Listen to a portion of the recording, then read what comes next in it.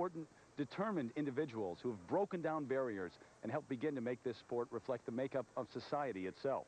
Donna Deverona has more on their stories. These children belong to a club called Figure Skating in Harlem. Every day after school, they come here to the rink to take lessons in the sport they love. Back in the 1930s, here in New York, another girl was growing up in Harlem, dreaming of becoming a skater. Some rinks turned her away, but sometimes at the end of the day, when the last skating session had ended and all the white customers had gone home for the night, she was allowed on the rink. She simply wouldn't give up. Her name was Mabel Fairbanks. Mabel Fairbanks was the grande dame of African-American skaters. Mabel was a woman who, in the 30s, skated in New York. And being an African-American woman, she had a lot of obstacles to go through. She's told me stories of what it felt like to be able to, take your little money and after watching the skaters, taking your money, placing it there at the counter and saying, I'd like admission to skate. And they would look at her and say, I'm sorry, little girl, you're colored. You can't skate here. Because in the 30s, figure skating had really pretty locked doors.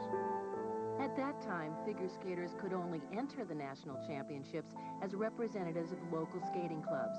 But no club would accept Mabel Fairbanks. So Mabel left New York and toured with a professional show outside the United States. And eventually she settled in Los Angeles and began a skating school of her own, where everyone was welcome.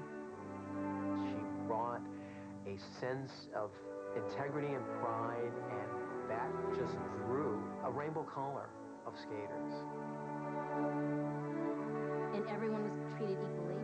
Mabel was the teacher who taught all races, all types of skaters, rich, poor. She just had this really special quality, really magical, and just, took everyone in. Mabel joined forces with the skaters at the Polar Palace rink in Los Angeles. One of their skaters, Catherine Machado, had joined a skating club and had recently become the first Latina skater to win a medal at nationals. Mabel decided to get her own protégés into a skating club so they too could compete. I was the first African-American member of the Los Angeles Figure Skating Club, and I had the honor of being the first African-American to win a national novice title in 1966. Mabel Fairbanks is the reason why there's a Ty and Randy. For some reason, she said, Ty, hold his hand and just skate around the rink. That's all I want. From those first baby steps on the ice, Ty and Randy would go on to become the only U.S. pair team to win the World Championship in the last 50 years. My mom is black. My dad was half Filipino and half Hopi Indian. I never felt any discrimination. I just knew, and she instilled this in us, that the best skater would win. You go out and skate, you're going to win. It doesn't matter, you could be green. In 1986, Debbie Thomas completed the journey that Mabel Fairbanks had begun 50 years earlier. That was the year that Debbie became the first African-American to win the U.S. title. When I got out there and they announced my name, the crowd they went nuts. Debbie Thomas. I told myself I was just going to take it one jump at a time. But as I landed each one, I just emotionally got so involved with the audience, and they were just with me, and they were just riding this high, and it was just the most incredible performance. It's actually interesting that I was able to figure skate and become a world champion, whereas one generation ago, my mother wasn't even allowed in ice skating rinks. She would travel with her dance troupe around the country. She wouldn't, be allowed to eat at the same table with the rest of the dance troupe. In Calgary, Debbie entered the history books as the first black athlete from any country to medal at a Winter Olympics. I started getting letters from young African-American kids who never thought that it was possible to be a figure skater. It was a good feeling to know that the things that I had done affected some people in a positive way. The 1980s were the beginning of an era that would transform the sport's all-white image. Debbie Thomas competed at the same time as another barrier breaker, Tiffany Chin. And today, it's not surprising to see an Asian American on the top step of the podium. But in 1985, when Tiffany Chin captured a first U.S. title, she was a pioneer. When I was growing up and ice skating, just starting, I never really felt through my skating career any discrimination towards my ethnicity.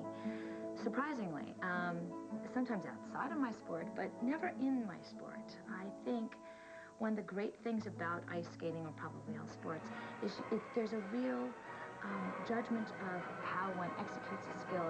It's about what you do and who you are, and not, you know, your ethnicity. I certainly remember Tiffany Chin, and she was one of my favorite skaters. I specifically remember thinking, wow, she's the first, you know, Asian American national champion, and definitely wanted to be like Tiffany. The Yamaguchis came to the U.S. in the early 1900s, but their pursuit of the American dream was interrupted during World War II. My grandfather was fighting over in Germany for the U.S. Army. His wife, my grandmother, was back here at home, and pretty much the safest place for her was in the internment camps. My mom was born in the internment camp, and then on my father's side, his whole family was relocated to a camp. Afterwards, it was pretty much like starting over for both families. But they were fiercely patriotic and wanted to move on and focus on the future. A generation later, the Yamaguchi's daughter became the champion of the United States and won a gold medal for her country at the Olympics. Winning the gold was a personal triumph, but I know I share it with a lot of people out there. A friend of mine was quoted saying it was a new face to an American figure skater. And I guess, you know, through all the struggles that the Japanese American had, I think to them, they saw me as that next generation that had succeeded.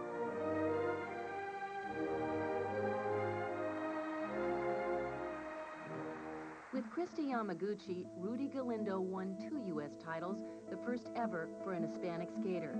But it was in his hometown of San Jose that Rudy gave his breakthrough performance.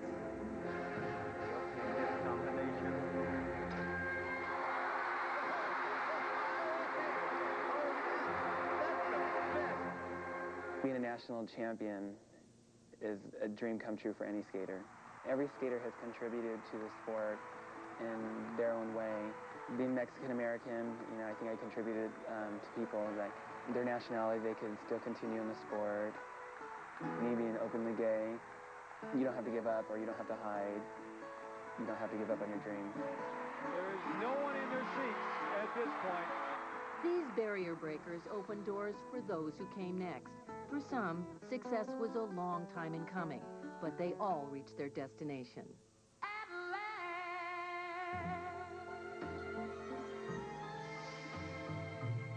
It was the right timing for the sport to open its door and not be exclusive, but inclusive of everyone.